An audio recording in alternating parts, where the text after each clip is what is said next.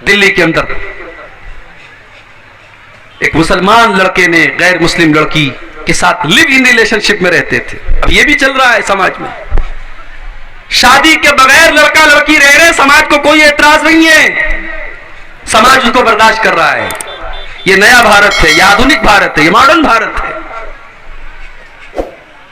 मेरा इस्लाम तो ये कहता है तुम निकाह कर रहे हो, तुम शादी कर रहे हो।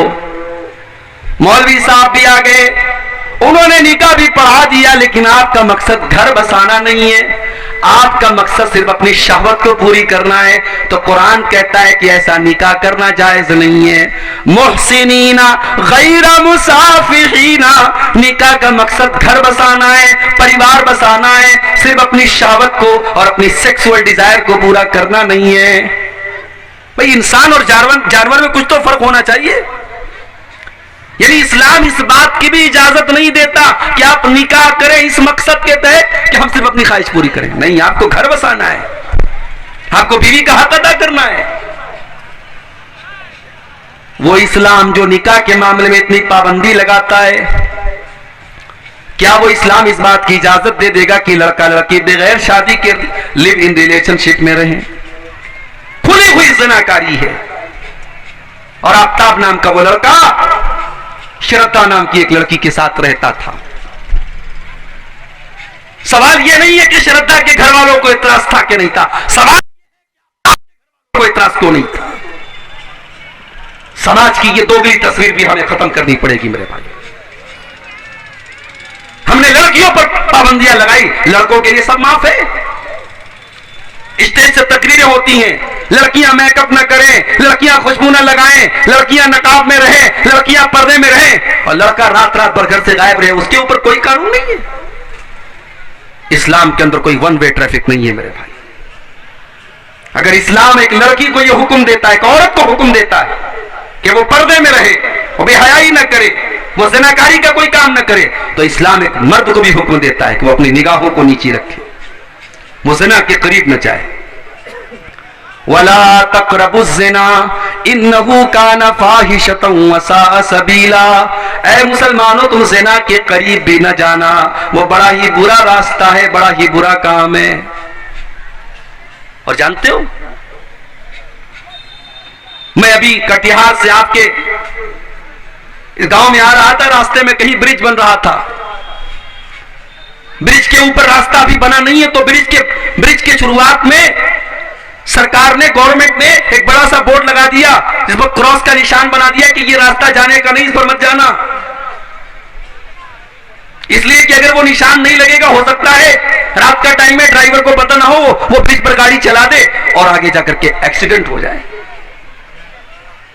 इस्लाम ने कहा कि ज़िना का रास्ता खराब रास्ता है, तो इस्लाम ने इस रास्ते पर जगह जगह बोर्ड भी लगाए हैं मेरे भाई। घर में देवर भी रहता है, भाभी भी रहती है, इस्लाम ने यह हुक्म दिया।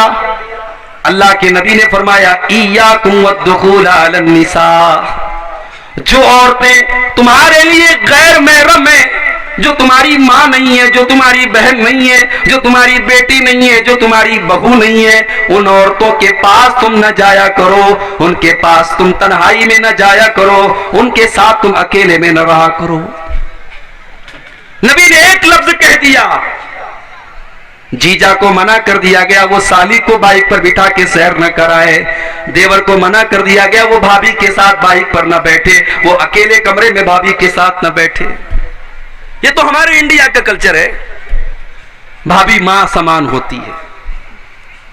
इस्लाम की नजर में भाभी मां समान नहीं होती है। इस्लाम की नजर में भाई के मरने के बाद छोटा भाई अपनी भाभी से शादी भी कर सकता है, भाई के तलाक के बाद शादी कर सकता है, वो आपके लिए गैर महरम है, महरम नहीं है वो आपके लिए, पर्दा है आपका, उससे लिमिट होनी चाहिए आपके और उसके बीच।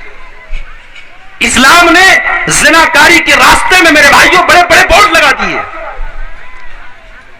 खाला का लड़का और खाला की लड़की आपस में गैर महरम में, खाला की लड़की अपने खालाजाद भाई से लिमिट में रहे, हद में रहे, उससे पर्दा करे। फूफी की लड़की, चाचा की लड़की, बड़े अब्बू की लड़की, ये तमाम के तमाम रिश्ते गैर महरम है। आज हमारे समाज में इन रिश्तों को कोई गैर महरम नहीं समझता। घर में औरतें, चाचा का लड़का घर में आता है, औरतें उससे कोई पर्दा नहीं करती, आराम से उसके सामने जैसे चाहे वैसे बैठ जाती हैं। इस्लाम ने यह कहकर के बस नहीं कर दिया कि जिना के करीब मत जाओ। इस्लाम ने जिना के रास्ते में जहां जहां इंसान जिना के रास्ते पे जा सकता है, इस्लाम ने बड़े बड़े बोर्ड लगा दिए। आप हैरत करेंगे मेरे भाइयों, मेरी मां और बहनों, अल्लाह ताला ने कुरान में यहां तक बताया कि औरत दुपट्टा कैसे पहनेगी। भाई कुरान अल्लाह की किताब है, कुरान अल्लाह की किताब है। इस किताब में अल्लाह ताला ने यहां तक हमको सिखाया है कि औरत दुपट्टा कैसे ओढ़ेगी घर के अंदर, अपने ससुर के सामने, अपने जेठ के सामने, अपने देवर के सामने, अपने माँ, अपने भाई के सामने, अपने रिश्तेदारों के सामने वो दुपट्टा कैसे पहनी घर के अंदर। घर के बाहर तो नकाब में रहेगी। फरमाया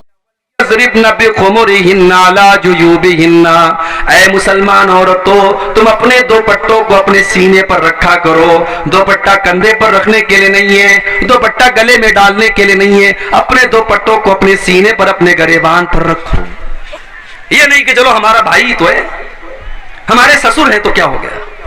मुसलमान का दुपट्टा उसके गरेबान पर होना चाहिए। यहां तक बताया अल्लाह ने कुरान में कि अगर एक औरत को किसी गैर महरम मर्द से अगर बात करने की जरूरत पड़ जाए तो बात कैसे करेगी। अल्लाह ने फरमाया कुरान के 22वें पारे में, फला तखज़ान बिल क़ौली फ़यतमअल्लज़ी फ़ी क़ल्बिही मरज़ुन वक़ुल्न क़ौलन मअरूफ़ा।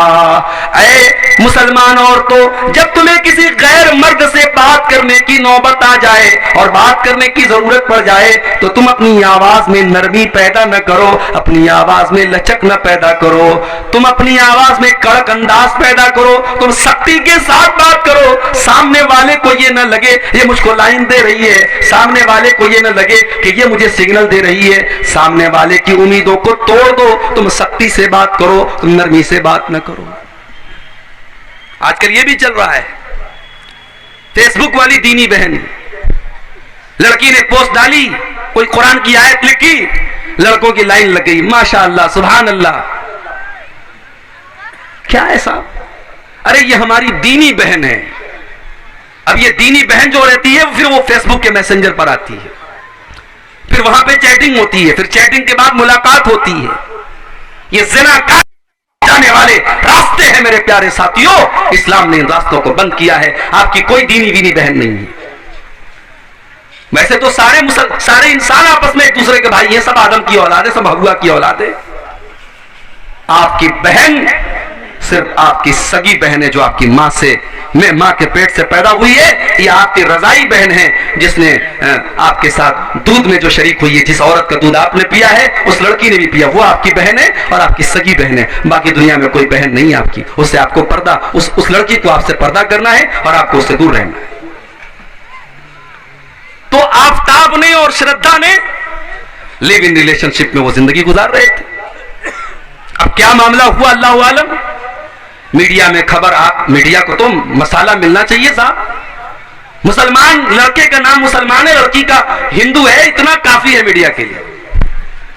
उसने 28 टुकड़े किए थे अपनी महबूबा के, उसकी लाश के 28 टुकड़े किए थे और उसको फ्रीज में रखा था। अब मीडिया वालों को नफरत फैलाने का एक मौका मिल गया कि मुसलमान तो ऐसे होते हैं। मेरे भाई, ये हालात क्यों हैं? इश्क और मोहब्बत आप अपनी पूरी कम्युनिटी और पूरी कौम को तबाही के गड्ढे की तरफ क्यों डाल रहे हैं? इस्लाम में कोई इश्क नहीं है, इस्लाम में मोहब्बत है। और ये मोहब्बत भी कौन सी मोहब्बत है? जो निकाह के बाद होती है। इस्लाम में निकाह के बाद मोहब्बत होती है, मोहब्बत के बाद निकाह नहीं होता। इस्लाम में लव मैरिज नहीं है। इस्लाम का ये तरीका ही नहीं है कि पहले लड़की को पसंद करो फिर निकाह करो। इस्लाम ये कहता है रिश्ता देखो, लड़की पसंद आ जाए निकाह कर लो, मोहब्बत करके निकाह करो। ये इस्लाम का कॉन्सेप्ट नहीं, इस्लाम में लव मैरिज नहीं है। और अल्लाह की कसम, जो मोहब्बत निकाह के जरिए पैदा होती है वो कॉलेज के कैंपस में नहीं पैदा हो सकती, वो हॉस्टल के कमरों में नहीं पैदा हो सकती, वो कटिहार के पार्कों में नहीं पैदा हो सकती, वो रेस्टोरेंट में नहीं पैदा हो सकती, वो ज़िना के अड्डों पर नहीं पैदा हो सकती, जो मोहब्बत निकाह के जरिए जन्म लेती।